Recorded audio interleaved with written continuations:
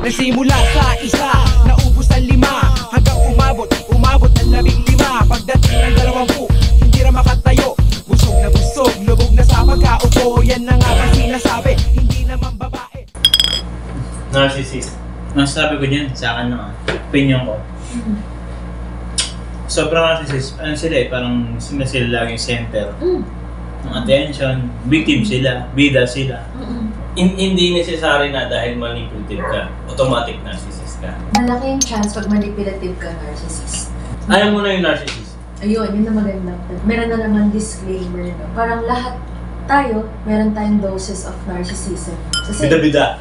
Kasi may sense of self tayo. Gusto natin, di ba, may pagpapahalaga sa sarili, binabali yung preservation, safety, may goals and dreams tayo. Okay lang naman, yung ganun. Lahat tayo may healthy dose ng narcissism and self-regard, and okay yun. Kasi at least meron tayo sense of self. Disorder levels lang siya or personality disorder na narcissistic personality disorder kapag pervasive siya, nakaka-affect, ganun na yung pag-iisip mo throughout, nakaka-affect sa interpersonal relationship. Alam ko yun. Sa emotional, pag-handle mo ng emotions, saka functioning mo. Tapos yun yung mga signs, yung sinabi ni Sir Romel na usually yung work mo naka-depende sa record ng ibang tao or lahat ng goals mo parang dapat parang sa approval ng iba, mataas yung tingin, yun yung mga characteristics, grandiose yung tingin sa sarili, feel mo pinagsiselosan ka ng ibang tao, or parang feel mo dapat sa'yo lahat ng attention. Feel mo? Oo, sa akin dapat lahat ng attention. Bakit ako gawin naman? Pag wala yun, sobrang nakaka-down sa'yo. Or parang entitled din siya na, dapat alin niyo ako, gawin niyo to for me. Pansinin niyo rin ako. Gawin niyo to for me, pansinin niyo ako. So ito yung narcissist personality disorder. Narcissist na parang humble. Oh, pwede rin. I-shot mo. Ano pa ba? Lack of empathy. Wala kang pake how others feel. No? Pwede ka magpanggap na, talaga, pero sa loob mo, okay lang. Manipulative mo, exploit mo yung iba for your own good or well-being. Parang, ito, para ma-achieve ko to. Ganyan. Tapos, minsan yung relationship, mababaw lang. Yung very superficial kasi transactional. So yung mga, pero meron silang mga malalalim na relationship. Like partner, yun. Kung may partner nga, pwede talaga, lalo na kung makakadagdag yun sa pangalan nila. Usually, may problema rin sila. Kung may asawa sila, may problems with the, kaya nga, psychological incapacity. Parang, the partner won't feel supported, won't feel na, may paki siya.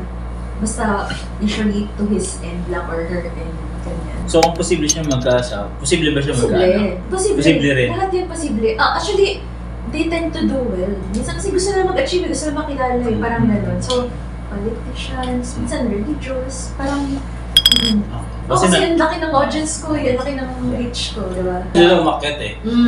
Minsan narcissistic extent, so parang kailangan ano kung ganito kasi it reflects sa may image. Pero may spectrum siya yung narcissism. May traits lang, may disorder talaga, May tanong lang ako. Ilan yung legal dosage ng narcissist sa isang tao? Meron siyang criteria. May criteria? May criteria siya, narcissistic personality disorder, paano ka makakapasa. Tapos meron dun, yun nga, it's either you tend to hinge yung self-confidence mo sa opinion ng iba, or lahat ng goals mo towards admiration ng iba. Tapos may 5 out of 9 dun sa yung mga ganun din siya. And usually, magkakaroon siya ng interpersonal problems. Ang dami niyang problems with other people. Interesado ako dun sa 5 out of 9. Share niyo ba sa amin yan, Dok? Mga walang bayad? Yung 5 out of 9. Yung una is lack of empathy sa iba, no? Yun nga, is superficial or shallow lang yung relationship, self-serving, craving sila sa admiration, at sobrang parang malaki effect pag wala yung admiration. Ano pa ba? Yung mataas ang tingin sa sarili, hindi makahandle ng criticism. Ano pa ba? Entitled, feeling mo envious yung ibang tao sa'yo. So, 5 out of 9. Ganyan. Plus yung may impairment na, like naapektuhan yung ibang tao sa kanya or ano. Lahat tayo, meron tayong somehow a little portion ng Narcissist. Tsaka actually sa bata, ano nga eh, kasi sa marami, bata, boy na boy yun. di ba? Parang di ba, gutom na ako, iyak na ako, ganyan.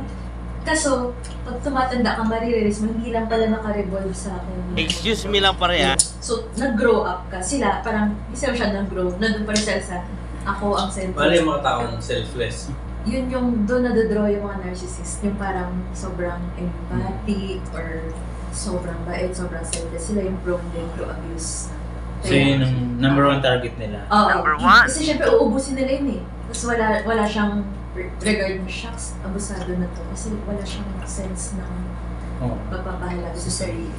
May tawag yan eh. Independent. Sa ecology, mayroong parasitism. Yung parang ganun, parasitism. Kasi nabubuhay siya dun sa pagiging selfless ng isa eh. Wala na akong victim best. Dikit ako sa'yo. Ganun na ginawa ng narcissist. Exactly. Oo. Kumukuha sila ng supply. Supply ng validation, supply ng finance. Bakit merong narcissist? Marami rin, kind of theories behind it, no? Una, pwede genetics can play a part pa rin, no? Wow. Biology.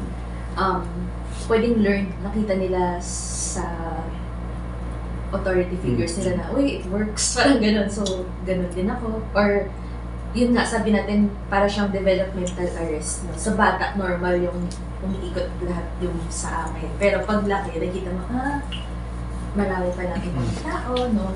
Pero may developmental arrest yung mga narcissist sa kanila pa rin lahat.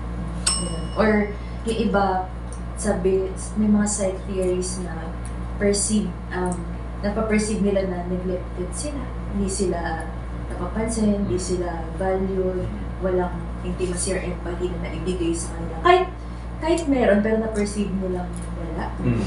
Or may sabi na walang gleam sa mother's eye. So, yung mga bata, may mag-perform, laro-laro, tapos parang pag na-acknowledge mo na ganyan mo, that helps. Pero iba parang walang ganun na experience. So, they constantly want to get that hanggang paglaki nila. Ganun. Yung iba naman yung sobrang spoiled na sobrang lahat raised to the highest level. Pwede yung mga ganun. So, genetics tsaka mga experiences, no? And minsan yung iba, parang ang dynamics behind it, mababa yung actual self-esteem nila. Pero, yung project nila sa iba, ang laki ko, ang taas ko, para hindi nyo makita. Defense. Oo, defense. Correct.